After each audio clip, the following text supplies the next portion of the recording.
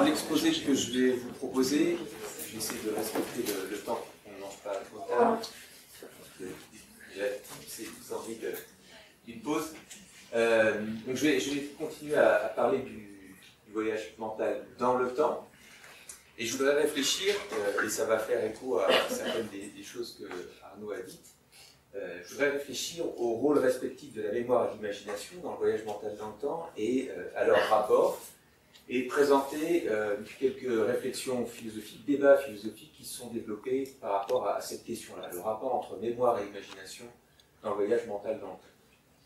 Vous pouvez voyager mentalement vers le passé, vous pouvez voyager mentalement vers le futur, on pourrait même faire l'exercice là en direct. Et donc, une question est de savoir quelle est la relation exacte entre ces deux voyages. Au fond, la question que je vais poser, c'est est-ce qu'il y a simplement une différence d'orientation temporelle? Ce sont les mêmes processus, les mêmes structures cérébrales qui sont sollicitées, simplement il y a une différence d'orientation?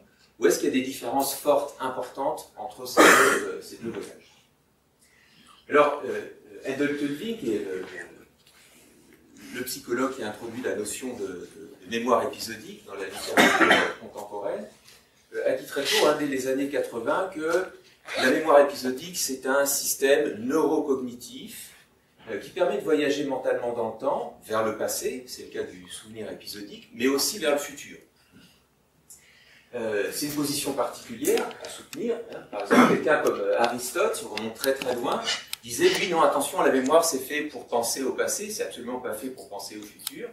Et donc, dans la lignée de ce que dit Tulving, un certain nombre de chercheurs, par exemple Suddendorf et Corvallis, qui ont déjà été cités, disent au contraire, non, la mémoire épisodique, cette capacité-là, avec sa réalité neurocognitive, permet de voyager à la fois vers le passé et vers le futur. Alors, ce que je veux faire, je vais simplement introduire le problème rapidement.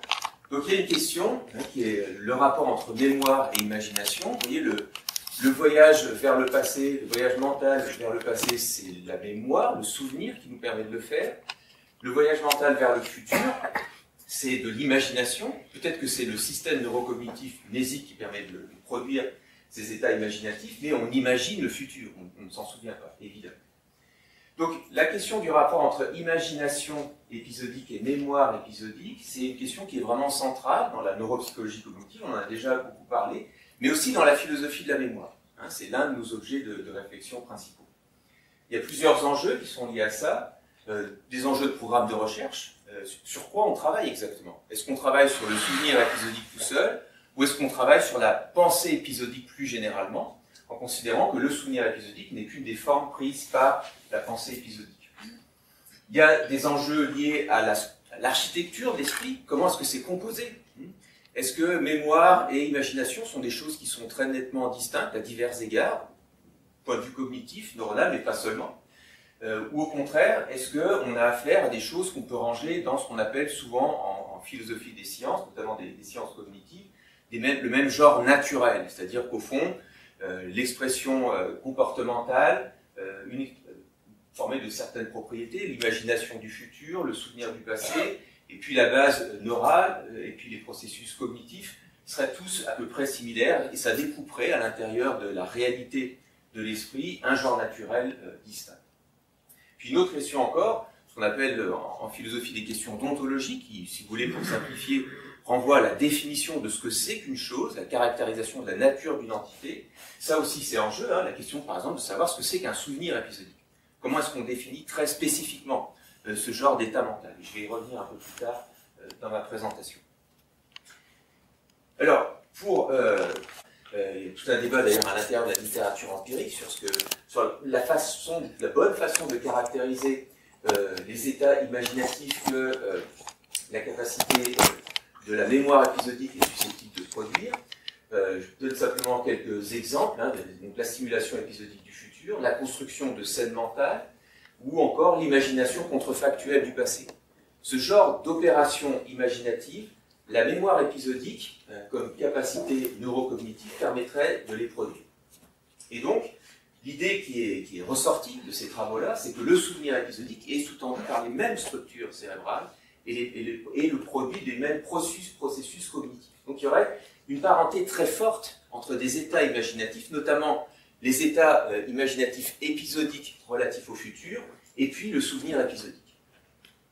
Si on entre un tout petit peu dans le détail, pardon, là je fais apparaître un des clichés qui sont présentés dans les travaux de Schachter et Alice, hein, qui mettent en évidence, précisément, je crois que le cliché a déjà été présenté tout à l'heure, cette parenté neuronale entre les opérations du souvenir épisodique et de l'imagination épisodique du futur. Donc si on détaille un tout petit peu ce que je viens de dire là, hein, et qu'on resitue au fond ces travaux qui paraissent dans les années 2000 par rapport à des modèles plus standards de la mémoire, un modèle très standard de la mémoire épisodique, c'est le modèle de l'encodage, du stockage et de la récupération, qui est un modèle transmissionniste qui dit au fond, il y a une représentation qui est acquise, encodée dans le passé, elle est stockée, et puis elle est récupérée lors de la remémoration. Le paradigme du voyage mental dans le temps défend une position très très différente, qu'on caractérise comme constructiviste, qui fait écho à des travaux relativement anciens, ceux de Bartlett dans les années 30, qui disent non, pas du tout, il n'y a pas de représentation qui soit encodée dans le passé. Ce qui se passe lors de la remémoration, c'est que, notamment au niveau de l'hippocampe, il y a de l'information qui vient de sources très différentes, pas forcément de l'événement qui est remémoré, qui sont assemblés ensemble et qui produisent le souvenir. Donc le souvenir, il serait produit sur le moment de la remémoration. Donc on ne pourrait même pas parler de récupération au sens strict du terme. Donc le souvenir serait une représentation qui résulte de processus de construction et qui est produite lors de la remémoration. Ça a des conséquences importantes, ça. D'abord, ça rapproche très fortement, quand on caractérise du point de vue neurocognitif le souvenir, ça le rapproche très fortement de l'imagination. Si vous dites que l'imagination, c'est une opération qui consiste à assembler ensemble pour produire une simulation des informations de sources diverses, eh bien, si le souvenir est le résultat du même processus de construction, on va dire bah, c'est aussi un état imaginatif. Et puis une deuxième conséquence, non pas quant à l'état mental de souvenir, mais quant au système de mémoire épisodique, une des conséquences qui a été tirée de ces travaux-là, c'est que, au fond, la fonction principale de la mémoire épisodique, ça peut sembler contre-intuitif, c'est absolument pas de produire des souvenirs, c'est de produire des simulations du futur. Certains ont soutenu dans les années 2000, Schachter et Alice sont sur cette ligne-là, que la fonction principale de la mémoire, c'est pas de produire des souvenirs, c'est de produire des simulations épisodiques du futur. On peut trouver des raisons fonctionnelles, notamment à ce fait-là, hein, l'utilité, par exemple, de se projeter imaginativement vers le futur, par exemple, pour être capable d'anticiper une scène et de la vivre de façon plus efficace. Je ne sais pas si vous imaginez un entretien professionnel, par exemple. Le fait de l'imaginer épisodiquement, ça vous permettra de préparer plus efficacement à la scène en question. Dans la lignée de ces travaux, il y a d'autres travaux empiriques qui ont alimenté cette idée que imagination épisodique du futur et souvenir épisodique sont de même nature. J'en liste quelques-uns des travaux, je ne vais pas tous les parcourir. D'ailleurs, Arnaud on a mentionné un certain nombre tout à l'heure dans sa présentation. Par exemple, le fait que la capacité à souvenir épisodiquement, la capacité à imaginer le futur émerge à peu près au même âge, ou encore que les déficits en mémoire épisodique et les déficits quant à la capacité d'imaginer épisodiquement le futur sont corrélés. Voilà autant de données empiriques qui vont dans le même sens, à cette idée qu'il y aurait une parenté très forte entre souvenir épisodique et imagination épisodique du futur. Voilà. Donc encore une fois, je ne détaille pas. Arnaud a parlé de ça tout à l'heure. Alors, quel débat philosophique est-ce que ça a suscité, ce paradigme qui se développe dans les années 2000, le paradigme, qu'on appelle parfois le paradigme du voyage mental dans le temps. Une opposition qui a structuré les débats philosophiques issus de ce paradigme, c'est l'opposition entre le discontinuisme et le continuisme. Tout simplement, par discontinuisme, ce qu'on entend, c'est le fait que entre l'imagination épisodique du futur et le souvenir épisodique du passé, il y aura des différences très fortes. Parfois on dit qu'il y a des différences de nature, c'est un terme très vague, ça peut recouvrir des choses très très différentes. L'idée c'est qu'il y aura des différences très fortes entre ces deux opérations neurocognitives. Puis le continuisme, à l'inverse, lui dit non, en fait, c'est ce qu'a suggéré le paradigme du voyage mental dans le temps que j'ai introduit il y a quelques instants. En fait, les deux choses sont très fortement apparentées. Et certains vont aller jusqu'à dire que le souvenir épisodique, on le verra tout à l'heure, c'est simplement de l'imagination du passé. Donc, on l'a vu, hein, le paradigme du voyage mental dans le temps donne des arguments en faveur du continuisme. Il y aurait donc une symétrie très forte entre les deux voyages, dans le temps vers le passé et vers le futur. Mais ce que je veux introduire maintenant, vous proposer maintenant, c'est quelques arguments pour contester le continuisme qui est suggéré par ce paradigme. Donc quelques arguments pour le discontinuisme. D'ailleurs, je vais devoir me contenter d'un seul, étant donné le temps dont je dispose, mais c'est simplement à titre d'illustration. Il y a des débats très fournis en philosophie de la mémoire sur cette question-là, et toutes sortes d'arguments qui vont et dans le sens du continuisme et dans le sens du discontinuisme. En voici un qui a été proposé par un collègue dans un papier qui est sorti cette année, qui repart du fait, il faut y insister, que le voyage mental dans le temps, c'est une expérience.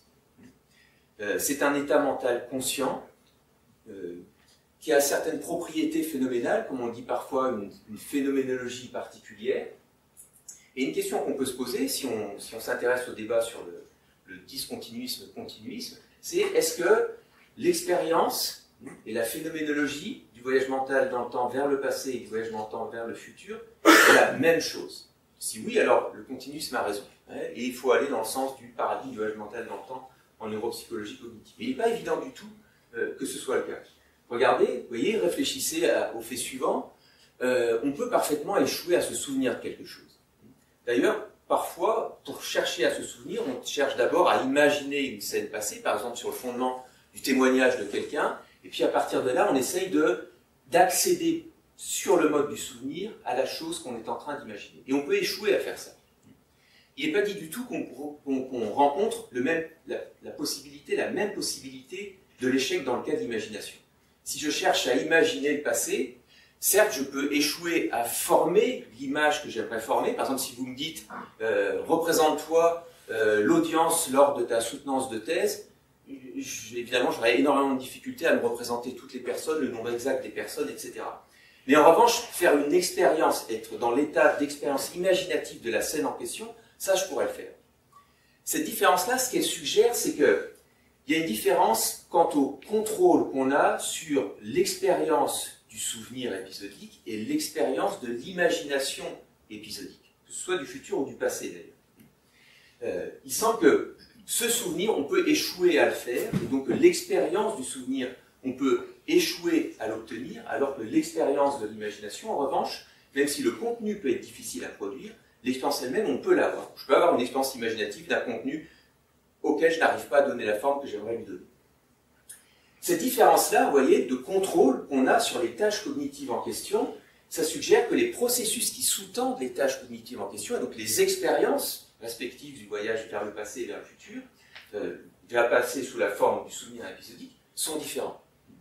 Et on trouve, et c'est une des choses que je voudrais dire dans cette présentation, on trouve dans la littérature empirique des choses qui vont dans le sens de cette discontinuité entre l'expérience du souvenir épisodique et l'expérience de l'imagination épisodique du futur. Si on regarde le champ des études empiriques, il y a en fait des positions très différentes qui sont suggérées par rapport à ce problème de la discontinuité. J'ai parlé du paradigme du voyage mental dans le temps. C'est vrai que c'est tout un ensemble de travaux empiriques qui suggèrent le continuisme, mais il y a aussi des travaux dans le même champ empirique, notamment en psychologie cognitive, qui suggèrent une position différente, discontinuiste. Précisément, si on s'intéresse à ce que dit la psychologie cognitive de la capacité de la métacognition, on peut trouver des raisons d'argumenter en faveur du discontinuisme. La métacognition, pour introduire ça très brièvement, c'est la capacité de nos esprits, de nos systèmes cognitifs, à évaluer à la fois leurs opérations cognitives et leurs capacités cognitives. Pour prendre un exemple intuitif, parce que j'ai peu de temps, il peut vous arriver d'être convaincu de savoir quelque chose, la réponse à une question, alors même que vous êtes incapable sur le moment de donner la réponse à la question à laquelle vous êtes censé répondre. C'est ce qu'on appelle le sentiment sémantique de connaître. Ça, c'est un exemple de métacognition. La métacognition, elle prend notamment deux formes principales, 1 et 2, donc une métacognition implicite, rapide, automatique, qui prend typiquement la forme de sentiment. Par exemple, si vous, encore une fois, vous avez le sentiment de savoir, vous êtes en train d'effectuer une tâche de métacognition sur le mode implicite rapide automatique. Il y a aussi de la métacognition explicite, lente et contrôlée. Pour répondre à la même question, je peux essayer de me ressouvenir des cours que j'ai suivis il y a quelques années et en tirer l'inférence que je dois savoir et par conséquent, si j'ai insisté, je récupérerai la réponse à la question qui m'est posée. Okay. Ça, c'est la métacognition caractérisée très rapidement. Il y a des gens qui ont soutenu, que ce soit dans le champ empirique ou dans le champ philosophique, que l'expérience du voyage mental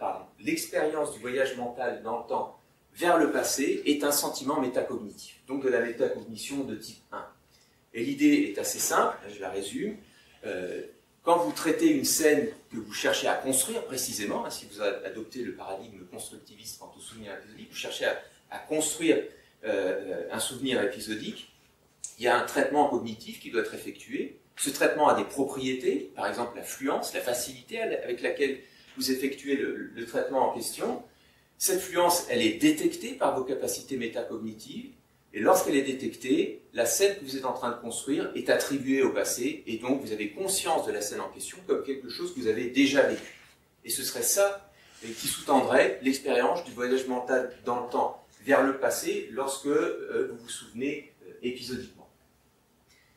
Si vous adoptez ce paradigme métacognitiviste, cette explication métacognitiviste de la phénoménologie de l'expérience du voyage mental dans le temps vers le passé lorsque vous vous souvenez épisodiquement, vous pouvez ensuite raisonner de la façon suivante. Vous dites, si la détection de la propriété de fluence est ce qui déclenche l'attribution au passé et l'expérience du voyage mental dans le temps vers le passé, dans le souvenir épisodique, et si la fluence, j'aurais dû le dire, je le dis maintenant, exige d'avoir déjà réalisé les opérations de traitement en question, l'idée c'est que c'est fluent parce que vous l'avez déjà fait et votre système sait faire la chose en question, en un sens. Et donc, lorsqu'il l'a refait, il l'a fait plus facilement, et donc il est capable de détecter cette fluence, cette facilité relative.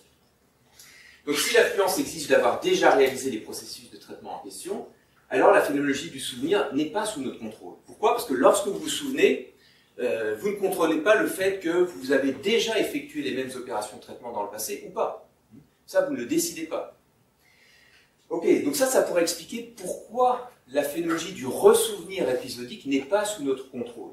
Et puisque la phénoménologie du voyage mental dans le temps vers le futur est sous notre contrôle, si vous acceptez ce que j'ai dit précédemment, alors elle doit résulter d'autre chose que des processus métacognitifs que je viens d'indiquer. Vous voyez que si on recourt à cette partie de la littérature empirique sur la métacognition, comme l'ont fait certains en philosophie ou dans le domaine empirique, en psychologie cognitive, on peut trouver un argument pour dire, attention, ces deux expériences du voyage vers le passé et vers le futur, elles semblent être très similaires, elles sont quasi sensorielles, il y a un point de vue en première personne, donc en première analyse ça semble être la même chose. Si on réfléchit à certaines des propriétés plus précisément, par exemple le fait que c'est sous notre contrôle d'imaginer ça ne l'est pas, de faire l'expérience du ressouvenir de quelque chose, là on peut trouver des raisons fortes de dire qu'en fait il y a une asymétrie ou une discontinuité entre le voyage mental dans le temps vers le passé dans le cas du souvenir épisodique et du voyage mental dans le temps vers le futur avec l'imagination épisodique du futur. Ça voudrait dire notamment, et c'est intéressant, c'est une question, je pense, en tout cas qui anime les philosophes, c'est une des questions qu'on se pose, est-ce que imaginer le passé de façon quasi sensorielle en première personne, ça se superpose à ce que c'est que le souvenir épisodique? Est-ce que rendre compte, est-ce que caractériser le souvenir épisodique en ces termes-là, c'est suffisant? Ou est-ce qu'on a affaire à deux choses différentes lorsqu'on imagine de façon quasi sensorielle en première personne le passé et lorsqu'on se ressouvient épisodiquement du passé? Ok, il y a d'autres arguments qui font appel à d'autres choses que, notamment les processus cognitifs, comme je viens de le faire à l'instant. Comme j'ai peu de temps, je vais laisser ces autres arguments, mais voilà. Il y a toutes sortes d'arguments qui ont été avancés en faveur du discontinuisme, contre le continuisme, suggéré par le voyage mental dans le temps, le paradigme du voyage mental dans le temps. Je vais simplement finir avec ça, besoin de simplement quelques minutes, ce débat entre le causalisme et le simulationnisme. Ce débat en philosophie de la mémoire actuelle, c'est un débat central, beaucoup de gens y participent, et c'est un débat qui porte sur les questions d'ontologie que j'évoquais tout à l'heure. On pourrait poser la question très simplement. Il y a des souvenirs épisodiques. Supposons que ce soit une chose acquise et qu'on arrive plus ou moins bien à délimiter le phénomène en question. C'est-à-dire là, vous vous souvenez épisodiquement, là, vous ne vous souvenez pas épisodiquement. Quand vous dites que là, vous vous souvenez épisodiquement, quelles sont les conditions pour que l'état mental vers lequel vous pointez soit bien un souvenir épisodique, plutôt par exemple simplement d'imagination du passé. Donc, quelles sont les conditions définitionnelles que doit remplir un état cognitif ou mental conscient pour qu'on puisse le classer parmi les souvenirs épisodiques plutôt que parmi d'autres choses? Ce débat entre causalisme et simulationnisme, que je vais introduire rapidement, il permet notamment de prendre position dans le débat sur le discontinuisme que j'ai évoqué il y a quelques instants. C'est un débat à part, il porte sur la définition du souvenir épisodique, mais qui a des conséquences sur le débat sur le discontinuisme. Je vais expliquer ça tout de suite. Quelle est la question qui est centrale dans ce débat, qui recoupe d'ailleurs des préoccupations dans le champ empirique, c'est est-ce qu'il y a une trace causale qui relie le souvenir épisodique, je devrais même dire, est-ce qu'il doit y avoir une trace causale qui relie un souvenir épisodique à ce qui est remémoré, pour qu'on ait affaire précisément à un souvenir épisodique plutôt qu'à autre chose. Les travaux par exemple sur l'engramme aujourd'hui, réalisés à partir des techniques de l'optogénétique, c'est des travaux qui peuvent apporter des arguments empiriques sur la question de savoir si oui ou non il y a bien quelque chose comme une trace qui est préservée et qui sous-tend la remémoration. Les deux grandes positions qui s'affrontent aujourd'hui dans le champ de la philosophie, c'est le causalisme et le simulationnisme. Le causalisme dit oui, il y a bien une telle trace, et cette trace constitue une relation causale entre le souvenir et ce dont on se souvient, situé dans le passé, et il faut qu'il y ait cette trace pour qu'un état mental soit un état mental de souvenir épisodique plutôt qu'autre chose. Donc le causalisme dit qu'il doit y avoir une représentation présente, et cette représentation présente doit être reliée par une relation causale appropriée. Pour aller très très vite, c'est une relation causale continue, il n'y a pas plusieurs traces, il y a une trace continue qui relie le passé et le présent, et elle doit être distincte, particulière, elle ne doit pas être mêlée avec d'autres traces, de façon à ce qu'il y ait bien cette relation particulière entre le souvenir et puis l'événement passé dont vous vous souvenez. Si vous voyez, si vous adoptez une position comme celle-là, par implication, vous adoptez le discontinuisme sur le débat, dans le débat sur le rapport entre imagination épisodique du futur et souvenir épisodique. Par définition, il n'y a pas de relation causale du type de celle-ci entre l'événement futur et l'imagination du futur, puisque précisément l'événement ne s'est pas produit et n'a pas pu avoir d'efficacité causale par rapport à votre système neurocognitif. Donc le causalisme est discontinuiste. Contre cette position-là, dans la suite du voyage, de l'émergence du paradigme du voyage mental dans le temps dans les années 2000, il y a un certain nombre de philosophes, mon collègue Kurt Michaelien, avec qui je travaille au Centre de philosophie de la mémoire à Grenoble, et celui qui a sans doute défendu plus en détail cette position-là, il y a des gens qui ont dit non, pour qu'un état mental soit un état mental de souvenir épisodique, il n'est pas nécessaire qu'il y ait cette relation causale appropriée entre l'état mental en question et le passé. Et la position qu'ils défendent, les simulationnistes, peut se résumer de cette façon-là. Pour qu'il y ait un souvenir épisodique, il faut qu'il y ait une représentation présente, et il faut qu'il y ait un système neurocognitif qui a la fonction de produire des représentations du passé personnel et qui remplit efficacement, correctement la fonction en question. C'est tout. Peu importe les sources d'informations que le système utilise lorsqu'il construit des représentations du passé personnel qui constituent les souvenirs épisodiques. Donc dans ce cas-là, pas de relation causale nécessaire.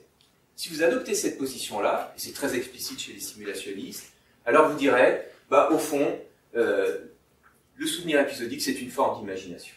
C'est très explicite. Se souvenir, c'est imaginer un événement du passé personnel.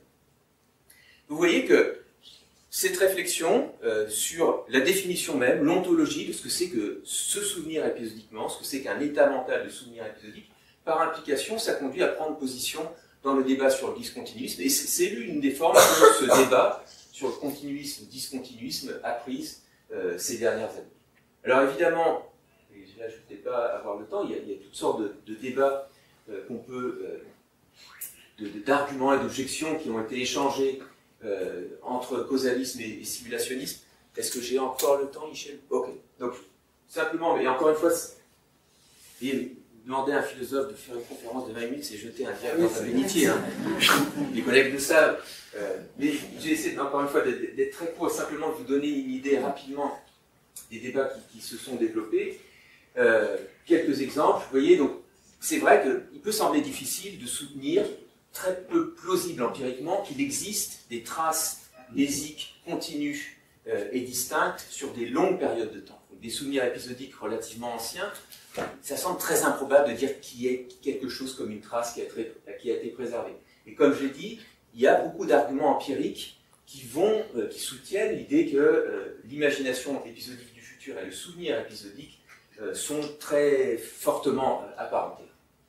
Mais en fait, si on réfléchit, là aussi, donc dans le cadre du débat entre causalisme et simulationnisme, pas dit du tout que le simulationnisme l'emporte. Si on regarde d'ailleurs les études empiriques elles-mêmes, on peut trouver des arguments empiriques en faveur du causalisme, ou en tout cas contre le simulationnisme. D'abord, il y a des études, par exemple Arnaud a produit un certain nombre, qui montrent que précisément la phénoménologie n'est pas exactement la même. Il y a une richesse et vivacité de détails dans le souvenir épisodique qu'on ne retrouve pas dans l'imagination épisodique du futur. Alors vous pourriez me dire, là pour le coup simplement une différence de degré, ce n'est pas une différence très importante, et ce n'est pas un argument pour soutenir qu'on a affaire avec ces deux choses, l'imagination du futur et le souvenir épisodique, des choses très différentes. Une autre chose qu'on rencontre encore dans la littérature empirique, et qui est peut-être plus prometteuse, dans les travaux même de Schachter et Addis repère qu'il y a une différence d'effort cognitif qui est requise dans le cas du souvenir épisodique et dans le cas de l'imagination du futur, avec des efforts cognitifs beaucoup plus importants dans le cas de l'imagination du futur que dans le cas du souvenir épisodique. Bon, je laisse le deuxième point, mais vous voyez, cette chose-là, le fait qu'il y ait cette différence d'effort cognitif, peut-être que c'est la signature neurocognitive de la présence d'une trace, précisément. Parce que on s'appuie sur quelque chose qui a été préservé dans le cas du souvenir, alors qu'on ne le fait pas dans le cas de l'imagination du futur. Ce serait plus facile de produire un souvenir épisodique que de produire une imagination épisodique du futur. Alors, dire ça, c'est pas simplement défendre le causalisme sous sa forme standard, celle des années 60, qui disait il y a une trace qui est encodée, c'est une représentation, puis il suffit de la réactiver lors de la remémoration pour se souvenir. Pas du tout. Il y a des formes de causalisme, ce qu'on appelle le néocausalisme, qui ont été développées ces dernières années, qui disent non, la trace, c'est pas du tout une représentation, c'est une capacité ou une disposition du système à se comporter d'une certaine façon. Si c'est déjà comporté de cette façon-là dans le passé, par exemple s'il a construit une scène visuelle dans le passé, lorsqu'il la reconstruira au moment d'une remémoration épisodique, il y aura plus de facilité à produire la chose en question, et c'est précisément ce que capte, ce que je disais tout à l'heure, la métacognition, la propriété de fluence dans le paradigme métacognitiviste, et ce que captent Schachter et Addis eux-mêmes dans ces études qui ont tant supporté l'idée continuiste que le voyage mental dans le temps vers le passé et vers le futur, c'est à peu près la même chose. On peut lire ces études de façon différente en disant non, il y a une trace qui n'est pas représentationnelle, qui est acquise lors de l'expérience, et c'est elle qui explique la facilité relative lors de la remémoration, et donc il faut caractériser cette trace d'une façon différente du modèle encodage, stockage, récupération. On peut en parler comme d'une disposition, d'une compétence à traiter l'information d'une certaine façon. Donc vous voyez, même si on s'appuie sur les études empiriques, on n'a pas une réponse univoque et simple à la question de savoir si ces deux voyages mentaux dans le temps, vers le passé et vers le futur, sont la même chose, et notamment, on n'a pas de réponse simple à la question de savoir si l'imagination et le souvenir c'est la même chose, ou si, comme le soutient le causalisme, on a affaire avec l'état mental de souvenir épisodique, c'est le voyage mental vers le passé, à quelque chose qui est en un sens fort du terme, différent de l'imagination du futur. Je vais m'arrêter là. Merci pour votre attention.